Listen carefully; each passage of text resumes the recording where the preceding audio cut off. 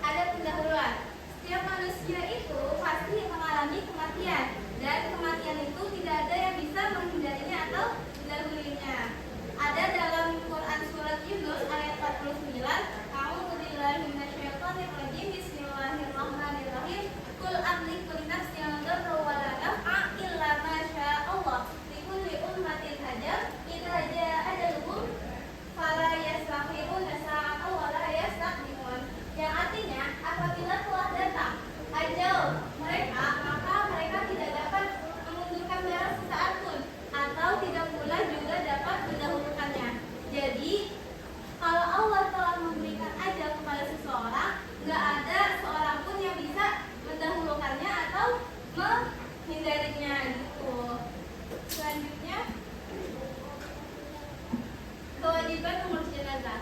Orang yang meninggal itu harus tetap dihormati karena mereka juga merupakan makhluk Allah Subhanahu wa taala. Oleh karena itu, pengurusan jenazah perlu diurus oleh orang yang masih hidup. Selanjutnya, ada kewajiban mengurus jenazah. Yang pertama, memandikan, lalu mengkafani, mensolatkan dan menguburkan. Pengurusan jenazah itu harus dilakukan secepat mungkin karena itu merupakan sunnah Nabi, meringankan keluarganya dan juga menjadi kebaikan bagi yang meninggal. Ada Rasulullah Shallallahu Alaihi Wasallam bersabda, segerakanlah pengurusan jenazah. Jika ia orang baik, maka kebaikan itu bagi dirinya. Dan jika ia bukan orang baik, maka letakkan kejelekan itu pada pundak kalian. Jadi pengurusan jenazah itu harus segera dilakukan agar dia tidak menunggu terlalu lama. Jika memang mengharuskan menunggu, nggak boleh terlalu lama. Selanjutnya ada tata cara memandikan. Yang pertama, persiapan. Kita harus ada persiapan apa aja? Air, terus sarung tangan, gayung, sabun, kamper, lalu kain penutup untuk aurat, dan alat untuk memandikannya. Setelah itu ada penutup aurat jenazah. Tempat keliling memandikan jenazah itu harus ditutupi menggunakan apa? Bisa menggunakan tirai atau kain agar orang tidak bisa melihat proses pemandian jenazah, karena yang boleh ada di dalam ruang lingkup itu hanya istri, suami, atau mahramnya saja. Jadi nggak bisa sembarang orang bisa melihat proses pemandian jenazah. Lalu setelah itu membersihkan kotoran. Kita bisa menekan perutnya perlahan agar kotorannya keluar. Biasanya kalau jenazah itu sebelum meninggal sudah mengeluarkan kotoran, ia tidak akan mengeluarkan kotoran lagi ketika ditekan perutnya. Lalu setelah itu kita bersihkan dubur dan tubuhnya. Setelah dibersihkan, kita ganti sarung tangan kita dengan sarung tangan yang baru, karena yang tadi sudah terkena najis kan, jadi harus diganti dengan sarung tangan yang baru. Setelah itu kita wudukan jenazah. Wudunya itu seperti wudu pada umumnya, membasuh muka, apalagi kepala, tangan, dan kaki.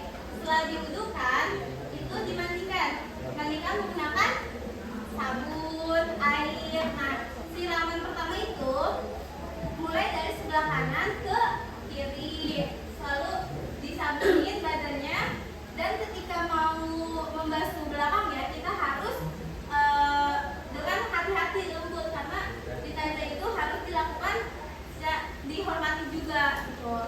Lalu selanjutnya setelah disabunin itu kan disiram. Nah, siramannya itu baiknya 1 kali, tapi karena dengan siraman 1 kali pasti ada yang sabun yang masih tertinggal, jadi bisa sunahnya itu dilakukan dengan angka ganjil seperti 3, 5, atau 7 kali siraman. Dan siraman terakhir itu menggunakan air yang dicampur dengan apa? Anda tahu, kapur barus agar menimbulkan wangi harum pada jenazah.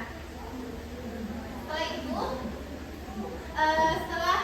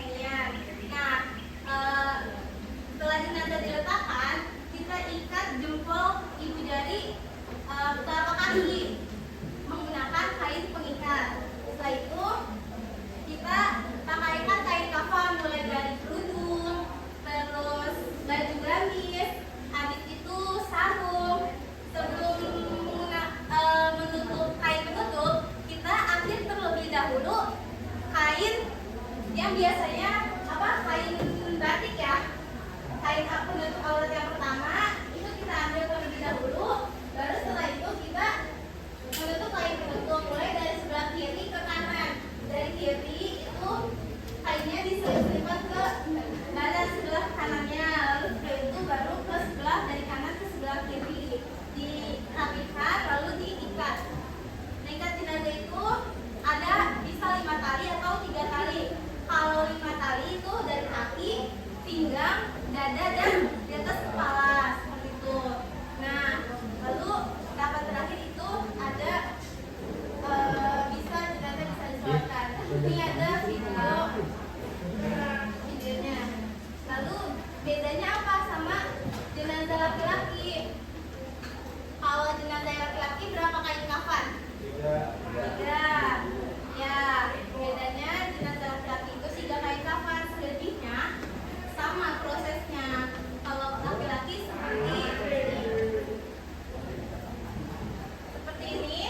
Yang pertama diletakkan dulu talinya, lalu kedua agak menjulur sebelah kanan, yang ketiga agak menjulur sebelah kiri. Bentar ya, Ibu ada videonya, bisa kalian lihat tata cara mengkafannya.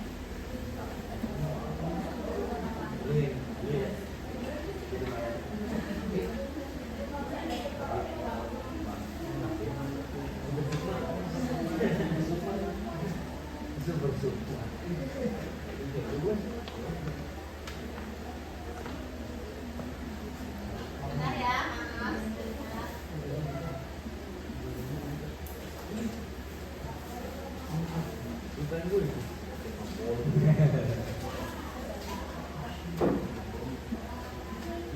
Nah, seperti ini. Pertama diletakkan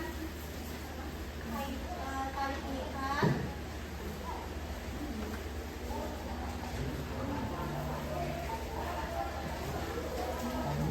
Coba diperhatiin.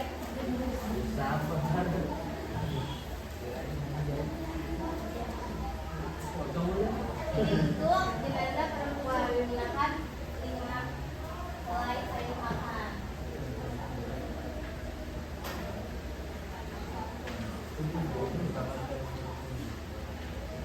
Kita harus paham tentang ini karena nanti jika suatu saat nanti ada yang membutuhkan bantuan kita tentang mengurus jenazah, kita bisa karena kita sudah belajar dan memahaminya. Kan kita nggak tahu orang kita tiba-tiba ambil pengurusan jenazahnya lagi nggak ada, jadi kita bisa bantu untuk proses pengurusannya. Keren ya, silakan.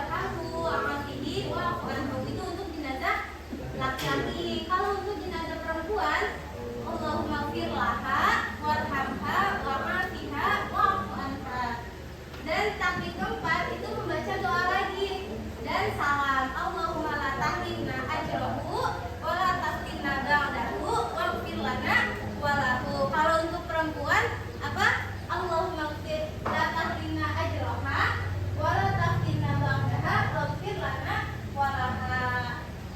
Itu lalu salam mulai dari sebelah kanan ke kiri.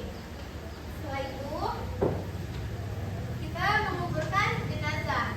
Setelah disolatkan, jenazah harus segera dikuburkan. Jenazah itu sebaiknya dipikul oleh 4 orang. Barang siapa yang mengantarkan jenazah, hendaknya mereka ikut memikul pada setiap sisi usungannya, karena perbuatan demikian itu termasuk sunnah. Hadis riwayat itu aja. Jadi ketika kita ikut ke tempat pemakaman, yang laki-laki baiknya itu biasanya ikut memikul usungan jenazah tersebut. Nah, ada tata cara menguburkannya.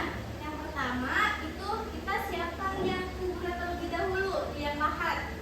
Setelah itu 3 orang itu turun ke bagian bawah untuk menerima jenazah dari bagian atas. Kenapa 3 orang? Karena untuk pada bagian kepala, badan, dan kaki.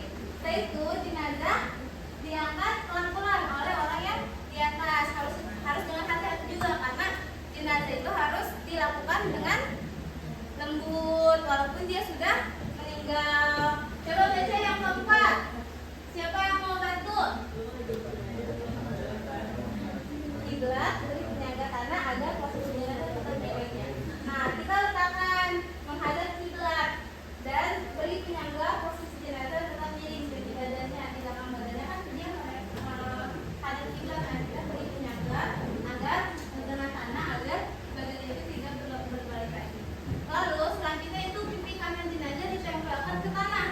Ikat kain kafannya dilonggarkan.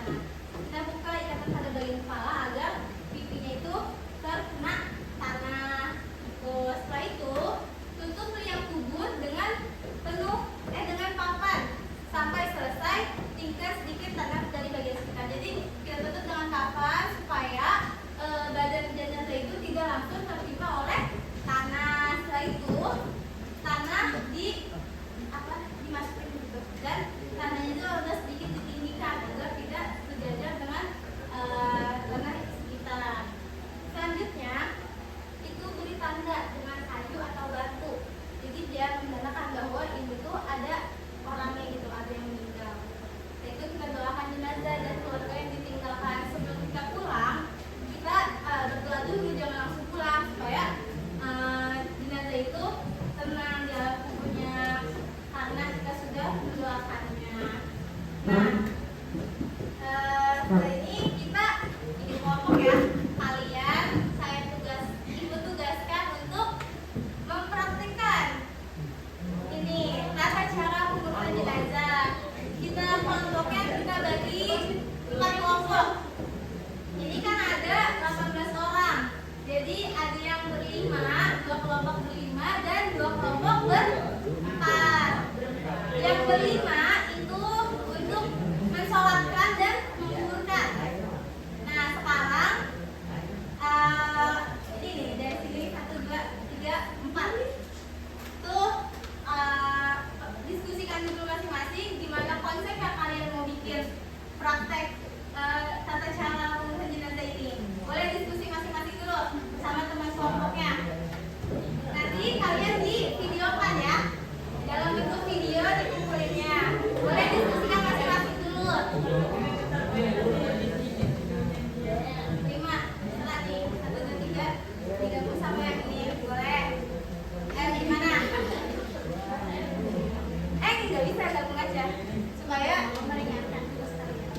Boleh, ayo gabung kelompoknya masing-masing. Nggak apa-apa, gabung aja. Ya, gimana kalian mau konsepnya seperti apa? Boleh diskusikan. Nanti kalian juga jelaskan terlebih dahulu apa aja yang harus boleh langsung gabung aja teman kelompoknya. Iya sih. Dendam. Para dendam. Di mana? Buatnya di sini kok. Malu jadi Buatnya di sini. Boleh, sekarang mah kalian diskusikan dulu dan apa aja tadi catat boleh nanti perwakilan kelompok maju ke depan untuk menjelaskan hal-hal aja dari depan duduknya nggak apa-apa. Ayo diskusikan dulu. Saya beri waktu untuk berdiskusi.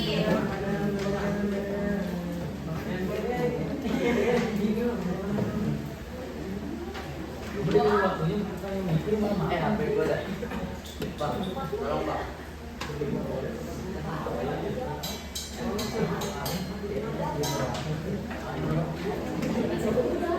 Kalian mau seperti apa boleh, terserah konsepnya mau seperti apa. Yang penting nyaman untuk kalian.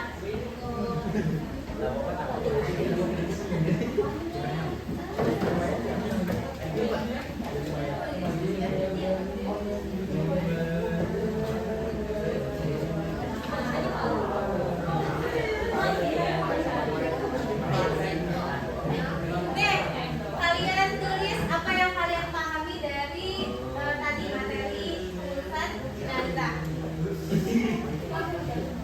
Nanti beberapa kelompok kalian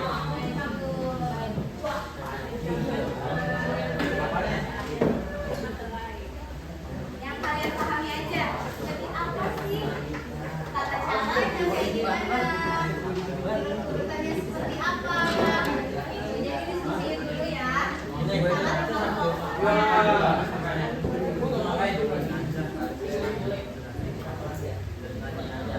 Pertama harus siapkan hari. Bukan begitu. Oh, kita dapat dari penjelasan tadi. Terserah bebas. Kalian mau mungkin Itu ulasan. prakteknya nanti dalam diskusi sekarang kalian menjelaskan aja dulu.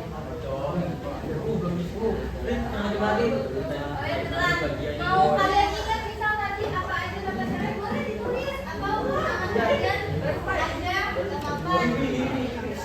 Ayo saya kasih waktu.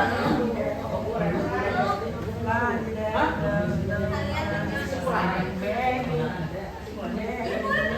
apa aja yang kalian dapat dari ini materi? Saya juga juga saya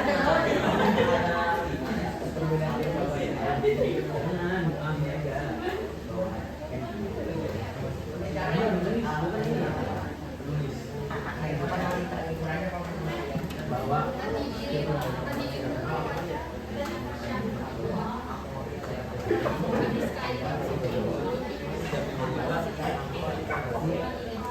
kamu pintar gak? Gaskin aja tuh, gaskin aja tuh.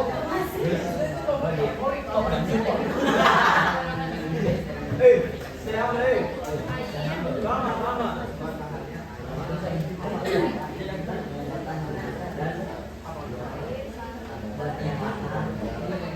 Harus membersihkan air itu, menulis atau Oke, udah ya, udah habis waktunya. Yang bisa memberikan kesimpulan dari materi ini apa yang kalian dapat? Ya, boleh tulisnya. Upaya yang harus dilakukan dengan penuh tanggung jawab, Ya. hormat dan sesuai dengan syariat. Prosesnya itu meliputi memandikan, mengabani, mensolatkan, dan menguburkan. Ya, betul. Jadi, mengurus jenazah itu merupakan kewajiban bagi umat Islam, fardu kifayah. Dan itu harus dilakukan dengan penuh tanggung jawab, rasa hormat, dan sesuai dengan syariat Islam. Itu prosesnya itu meliputi memandikan, mengkafani, mensolatkan, menguburkan jenazah. Setiap tahapan